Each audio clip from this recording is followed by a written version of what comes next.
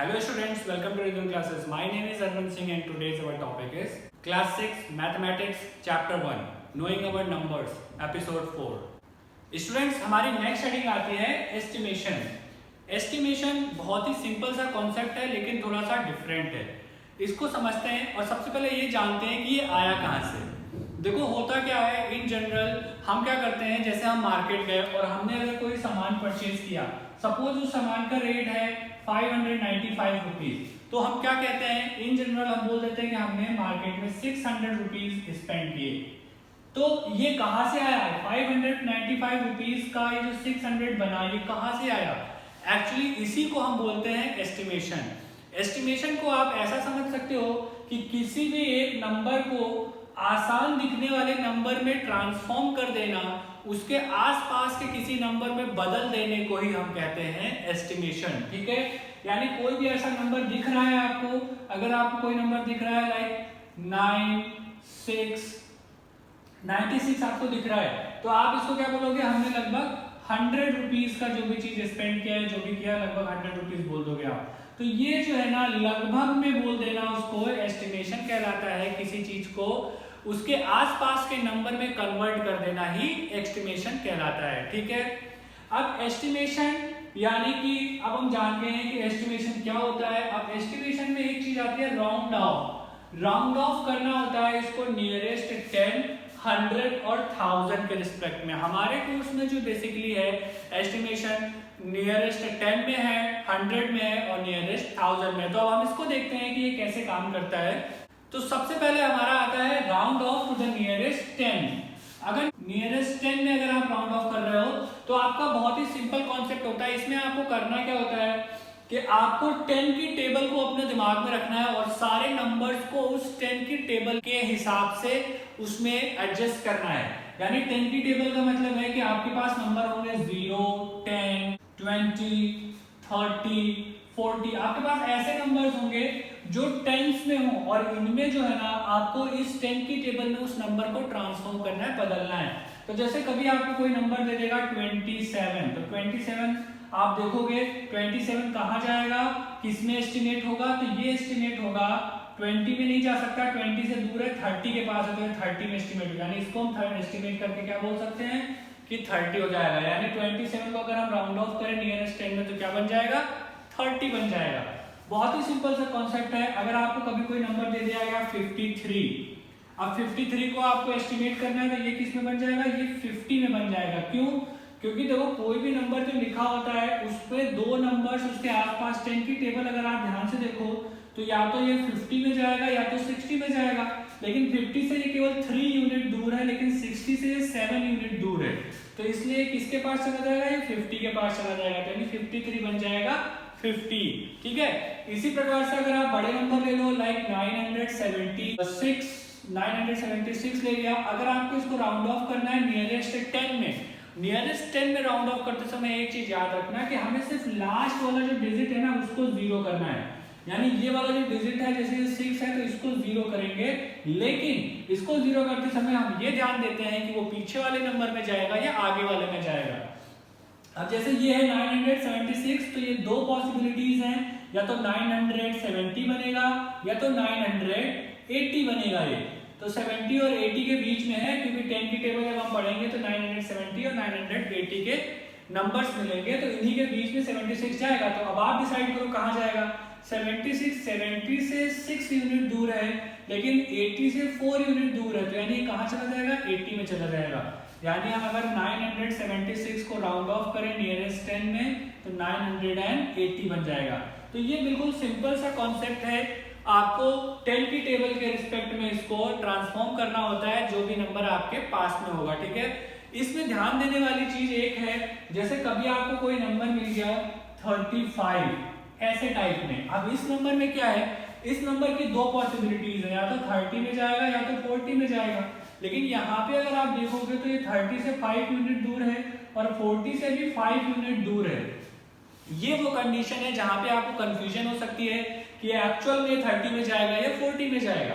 तो ऐसी कंडीशन पे आपको करना क्या है कि जब दोनों तरफ सेम यूनिट हो जाए, यानी 5 इधर भी है 5 इधर भी है, तो एक्चुअली ये जो नंबर है ये आगे वाली यूनिट में जाएगा.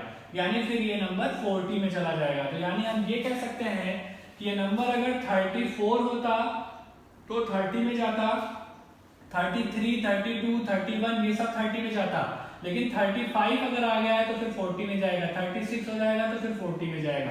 तो ये एक कंफ्यूजन वाली स्टेट है जहां पे बिल्कुल मिड में नंबर होगा तो हमेशा वो आगे वाले नंबर में ट्रांसफॉर्म हो जाएगा। तो इसको कहते हैं एस्टिमेट करना, और इस तरीके से हम एस्टिमेट करके अपने आंसर्स लिख सकते हैं। इसके बाद हमारा जो नेक्स्ट टॉपिक आता है वो आता है राउंड ऑफ नियरेस्ट 100। सपोज यहाँ पे कोई नंबर है लाइक 245, अब इस नंबर को हमें राउंड ऑफ करना है नियरेस्ट 100, तो ये कहाँ पे जाएगा? तो बिल्कुल सेम ही कॉन्सेप्ट है, लेकिन इस बार क्या होता है जब नियरेस्ट 100 की हम बात करेंगे तो ये टेबल जो है 100 की चलेगी। 100 की टेबल में आप देखोगे जैसे हमारे पास 245 है तो इसको हम कहाँ ले जा सकते हैं? तो ये या तो 200 के पास जाएगा और या तो फिर जाएगा 300 के पास।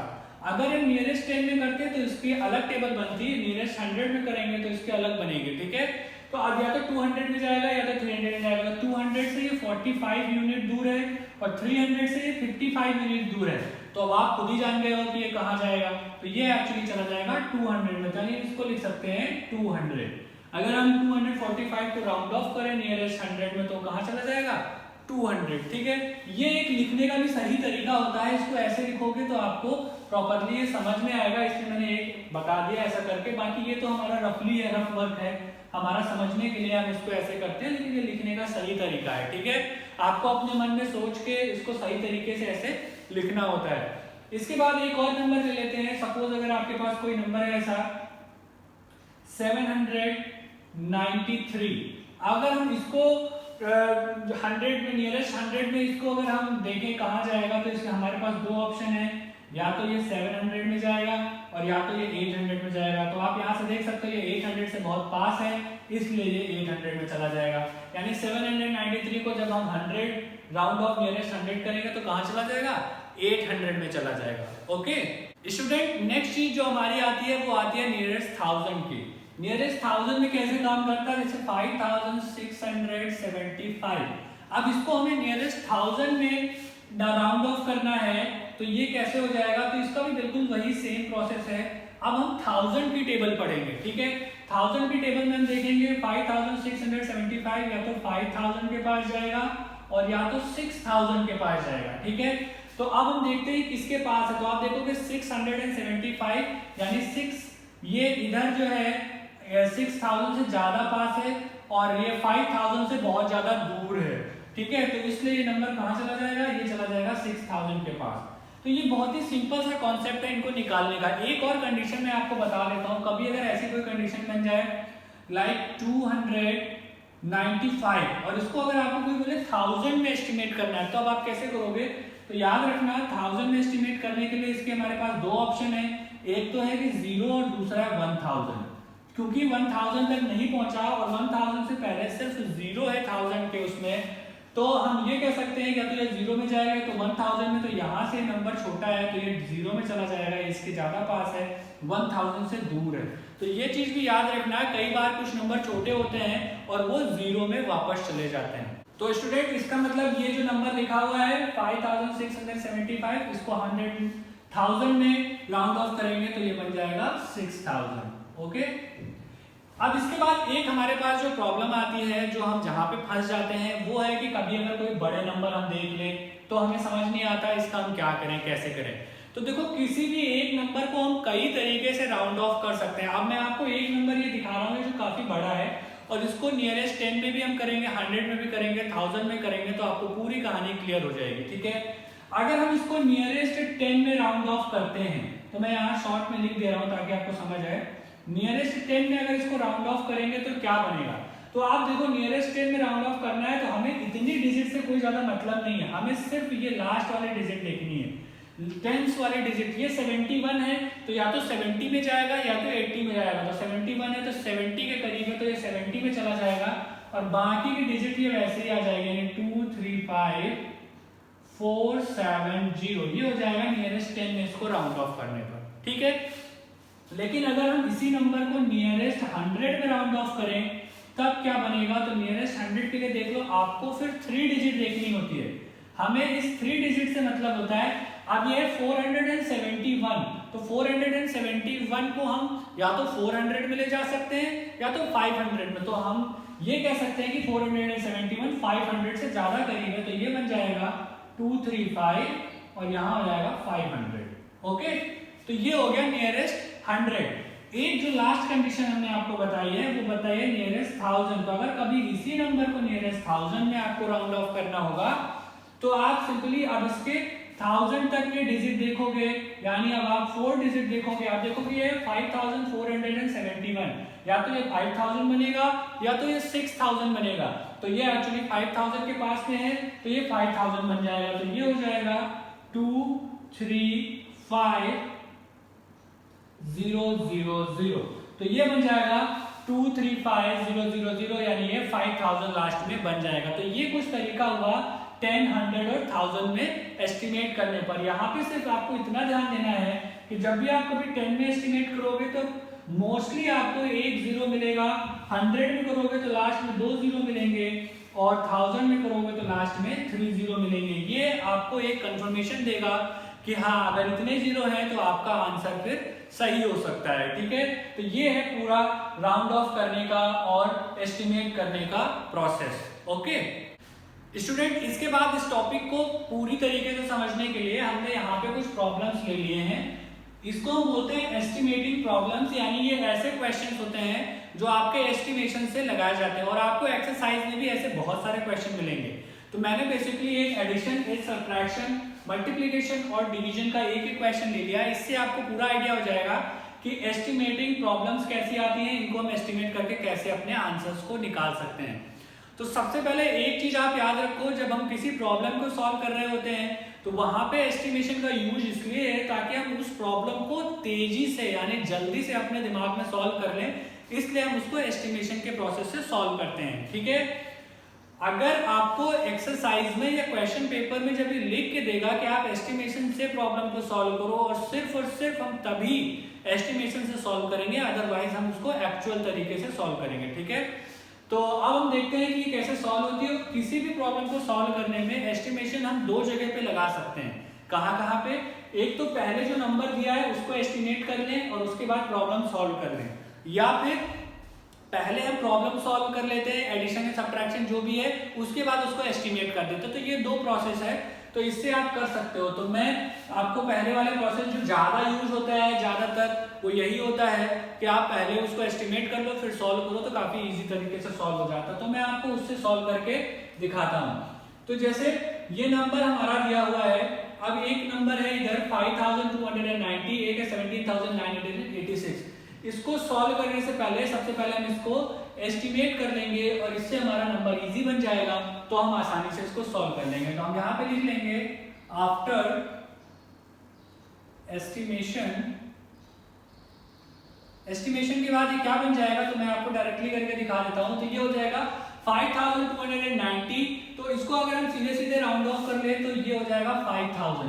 ठीक है, और प्लस इसको अगर हम देखें तो ये 18000 के आसपास है, तो हमने इसको 18000 में राउंड ऑफ कर लिया। अब हम इन दोनों को ऐड करेंगे, 18 और 5 हो जाएगा 23000। तो देखो हमारा सिंपली ये आंसर आ गया।